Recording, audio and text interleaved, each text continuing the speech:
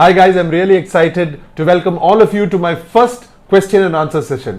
Our first question and answer session. So today I will be answering 5 questions, most of them from green tea and covidrap as they were the most recent. So here goes. First is from Satyabama Sendil. Good evening doctor, I am 48 years old. My serum ferritin is 45 nanograms and my vitamin D is 15.5. Till now I am not taking any medicine for my ailments. Please advise. So here you have not told me what your ailments are. You have just told me that your serum ferritin is 45 nanograms and your vitamin D is 15.5. Now coming to serum ferritin, 20 to 200 is normal, so you're okay. You're not very good or good, but you're okay. I would ideally prefer it if it is somewhere between 18 to 120.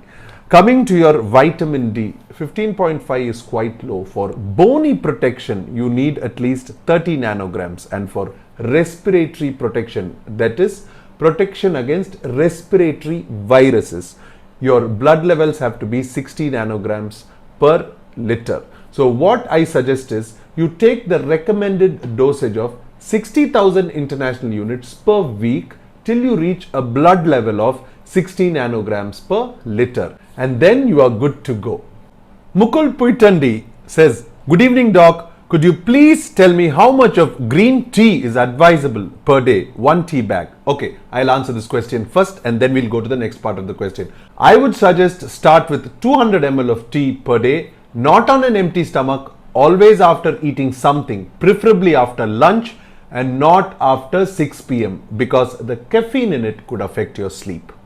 These days, green tea is much talked about, but from nowhere I got such clear and precise information. Thank you very much. Another request, please give us some clarity on Alzheimer's.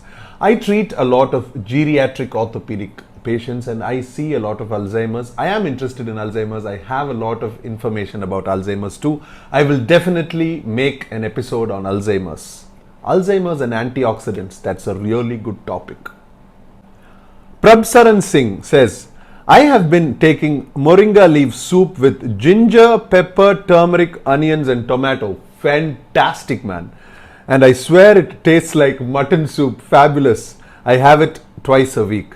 Alright, I'm really happy that you're taking it boiled because this gives me an opportunity to tell you guys another advantage of Moringa leaves. Now, Moringa leaves, I suggest that you take Moringa leaves raw because most of you who have a strong stomach will be able to absorb the active phytonutrients in the plant. If you can tolerate some chemicals or some phytochemicals rather called anti-nutrients which are in every fresh plant. It is because of these anti-nutrients that some of us are not able to digest plant fiber when taken raw. These anti-nutrients can be removed by boiling or blanching green leaves like Moringa oleifera. So if you're somebody who's not been able to tolerate fresh Moringa oleifera leaves, then definitely boil it or blanch it and it will be much more tolerable.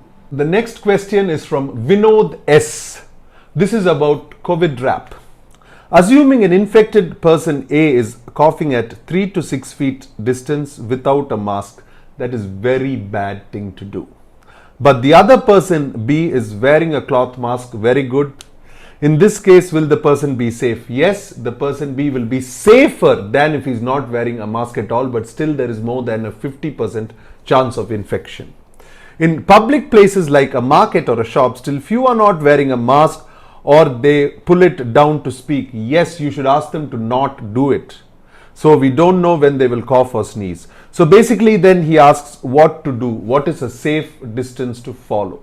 A safe distance to follow is 6 feet depending upon their trajectory when they cough if they are not wearing a mask. Depending upon the trajectory, it goes further or not. So ideally, let's hope everybody is wearing a mask. Another thing, see, there is one thing which I do. I carry 2 or 3 masks with me when I know that I'm going to a shop where I could offer people a mask, because rather than getting irritated with them, which never helps, offering a mask, I've seen, definitely helps people listen to you a little better.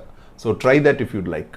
For the last question is from Shrikant K. Thank you, Shrikant, for paying so much attention to my videos and giving me really good feedback. I really appreciate it. So Shrikant asks me, can you please explain the difference between digestion and absorption? So this question is from my video, Sugars in Your Diet, Leptin and Immunity. He also says, I would like to hear from you about artificial sweeteners like stevia, aspartame, xylitol, etc. And thanks for your great videos. Definitely, I will make a capsule video for you. Now, to understand the difference between digestion and absorption, you have to understand one thing.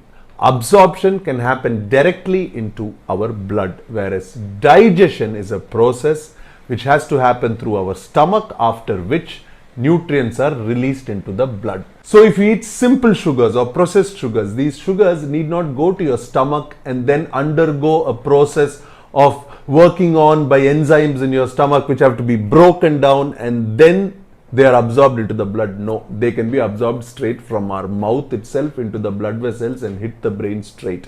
But when you take complex carbohydrates, the sugars are bound in between molecules of fiber, molecules of protein, amino acids, vitamins, minerals. So first the fiber is digested, then the sugar, then the protein, then the sugar. So the release is slow. The liver and the body is able to use it better. That is the difference between absorption. Absorption happens without a physiological process. So we don't feel full. And digestion is a physiological process which releases energy and sugar. So we also feel full at the end of it. I hope I've clarified the difference between absorption and digestion. So thank you guys for all the questions. Please continue your participation and let me know if you want me to talk about anything else. See you guys. Bye-bye.